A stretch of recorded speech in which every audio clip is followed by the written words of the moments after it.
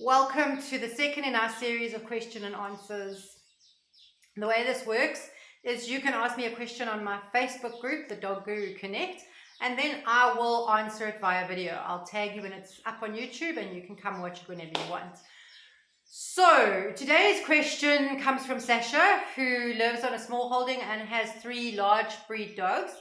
They are all kind of a mixed breed, but large crossbreeds, and they all have some kind of guarding breed bred into them. They are all very overexcitable when the courier company comes to the gate or other people, and they get quite hysterical and run down, screaming and shouting and biting and barking. And it's made it quite unpleasant because it's an unmanageable situation and it's quite annoying. And also there's a lot of pushing and shoving and nipping at ankles and stuff that goes on. So, and I'm giggling because I can visualize it in my head. So basically the problem is that, we want a little bit of control obviously brought into the situation. So let's just break this down. So first of all, the dogs that we're looking at are a Boerboel Crossbull Mastiff, a Weimey Cross, I think it's a Great Dane, or something along those lines, and a German Shepherd Cross. So all of those breeds are big, all of them are confident, some of them are specifically bred to display godlike behaviors. So they will be very territorial, they will be very alert to possible intruders, and they'll be very ready to defend in a situation that they think is requiring it. And it's important to know that they think, because we can analyze it and go, if a potential intruder comes to the fence, we want our dogs to go, oh, potential intruder, woof, woof, woof, there's someone there. But if our courier company comes to deliver it, we want the dogs to go, oh, that's the courier company. It's okay. They're not dangerous and I'm not going to bark. But obviously from a dog's perspective, one, they can't really make that differentiation because they don't know. Everyone's a potential intruder to them. They don't analyze it on the same level as we do. It's like, oh, they come and then they go and they must be safe. They kind of go, there's always the potential for them to be a danger. And it's important to remember that. Also, you're going to be dealing with dogs who are kind of up on the territorialism. And also probably it's one of the most exciting things that happens during the day because they get to run out barking and pushing and shoving and getting overexcited and pumping all those hormones. And then it's a lot of fun. So it's quite a self-rewarding behavior, which means that every time it happens, it's going to be more wanted than the last time. So it's one of those behaviors that will have triggers leading up to it. So in this case, the trigger is grabbing the keys. In other cases, it would be perhaps in this case as well, the phone call saying that the company is there, then it's the keys, then it's the get up, then it's the go to the gate. But it could be in a situation where you've got a house, and it's a doorbell, or it could be a gate buzzer. So there's a number of things that it could be. The most important thing here is to break down the triggers. First of all, before we get to that, it's important actually to realize that it's a natural behavior of the dogs to be territorial. So there's got to be a kind of understanding of that, but now you want to make it to a manageable level where you've got control of the dogs when they are in that space. So you're not going to stop the behavior of them being territorial and alerting you to the fact that there's someone there, but you're going to stop the triggering of the overexcitement when they get the opportunity to live out their fantasy of actually running to the gate barking like maniacs. So you want to sit back and go, okay, triggers are the phone, triggers are the key. We need to recondition what happens when those triggers are brought out. We need to practice solid recalls so that the dogs will come back immediately when they're called, and we need to replace the activity with something that is as fun and as exciting, which usually is a food reward. So when you're battling with something that is extremely stimulating, so whether it be a doorbell or a monkey or an intruder or whatever it is, you need to replace it with something that is more important to the dog than that. And pretty much your pats and your balls and all of those kind of things, unless your dog's completely ball driven, are not going to be as rewarding as a treat, food reward, because food is one of the primary rewards for dogs. So they really, really like it. It is very important in their lives. So it's a very easy tool to use when you want to recondition behavior, because you want to replace the fun activity with the reward and another fun activity, which you know they're going to like. So food is a good one. If your dog's not particularly food motivated, you need to find out what it is that really does motivate him, and hope that that's not just biting people and that there's a toy or a rest space or something else that's going to be good. But usually if you work with somebody, you will find out what that is. And it just takes a bit of time. Then you need to recondition the behavior so that they don't get as triggered. And I say as triggered because it's very hard to reverse the triggering now, because it's X amount of years. So say the dog is 6 years old and it's learned for 6 years that when you pick up your keys and go to the gate, the chances are that there's a car that's sitting at the gate. So this either means a visitor's coming, which is exciting, or somebody is coming, which is a potential intruder that can be barked at, which is exciting. Or that the car is going to spend a short time there and then, also super rewarding, drive away. So the dog has gone like, well, I barked, I conquered, it left. So those are all extremely fun, rewarding things for dogs. So you need to go backwards and say, well, that's 6 years of conditioning. How am I going to uncondition the behavior? And you've got to start with the first trigger, which is the phone call. So now when someone phones you, you need to watch your dogs and see what's happening. What's happening when, what do I say when somebody phones at the gate? Probably the same kind of structure, like, hi, are you here? Hi, okay, you're at the gate. So try and stop using those sentences and try and replace them with something else. Or be aware of the fact, are my dogs listening to me when I'm saying this? Are they paying attention to those words? All you need to do is watch them and you'll see the little ears pricking and you'll know, like, okay, trigger number 1. At this point, you'd like to step in and go, okay, guys, come, we're going to the bedroom, bathroom, outside area, whatever it is. Here's your treats. So if the dogs want to squabble over treats, you want to maybe separate them and give them a longer lasting chew that they can have for a few minutes. If they're fine, you can scatter some food outside for them, some kibble or some biscuits, just to keep them busy for a few minutes, because your next step is going to be picking up the keys. As you pick up the keys, they're going to go like, yeah, there is someone here, that was sure. And then the excitement starts.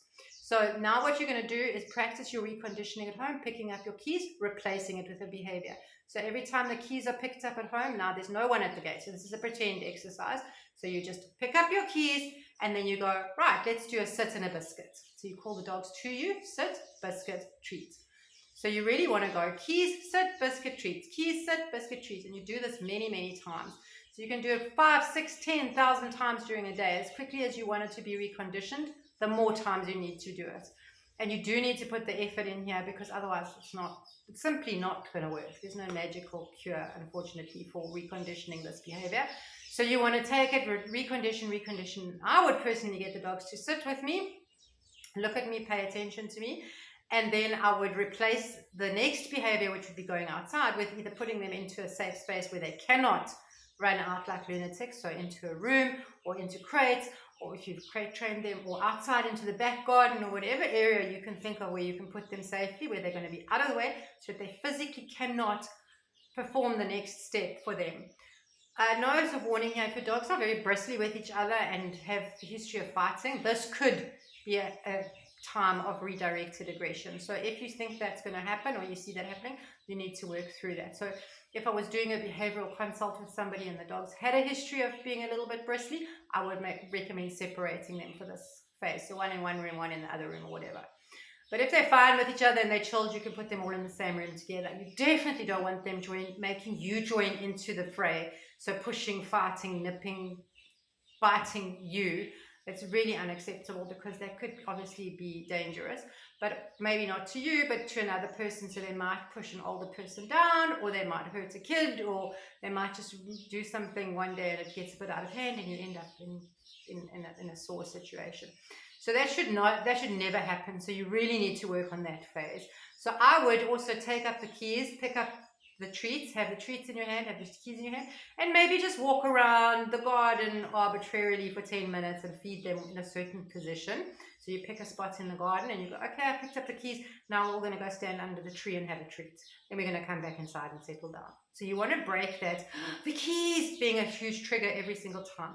Obviously, people are still going to come to the gate, and there's still going to be the whole like hee-ha, hoo-ha thing, but that's step number 1. Step number 2 is to have a separate set of keys or a remote for the gate that is not connected to the same set of keys, so the trigger noise is not the same, so they don't even notice that. So you're reconditioning the key trigger sound on one hand, and you're going to have a new system for opening the gate on the other. It's a little bit painful again, but it does break down the reconditioning here. And then you can start to separate those two behaviors. So you're not having all of them build up together into one, which is out of hand mayhem. The other thing to do when the dogs start barking is to remain really calm, kind of say, who's there? Okay, we're going to go see. Okay, it is whatever. So I used to use a security company in South Africa's name as my key for telling my dogs it was okay. They didn't need to carry on barking because I literally had that company come and do lots of patrols. So I would be like, oh, don't worry, it's XYZ. And my dogs, I still actually use that term with them because it works. And I kind of say, oh, don't worry, that is XYZ. And they go, oh, but the barking becomes less exciting because they're not quite as tense because I'm not going like, who is it? Who is it? So we also have a lot of wildlife. So I have named the wildlife, and I've literally given them names, like actual names, which is probably a little bit weird, but I have names for the birds, and I have names for the little daycare that run around, and I'll say to my dogs, oh, is that Peter the eagle? Okay, because that helps me actually explain to the dogs who it is. It keeps me calm as well because I can laugh at my own idiotic behavior of naming the wildlife. But it takes the tone down. So instead of me going to the dogs, hey, no, shut up, stop it, come back, don't do that. What are you doing? I can't hear, which I do sometimes do anyway because I'm obviously like a human being. But most of the time when I'm trying to be the best dog trainer I can be and the best owner I can be, I kind of will go like, oh, is that Peter the eagle? Oh, that's a clever dog. So you saw Peter the eagle. Well, that's fine.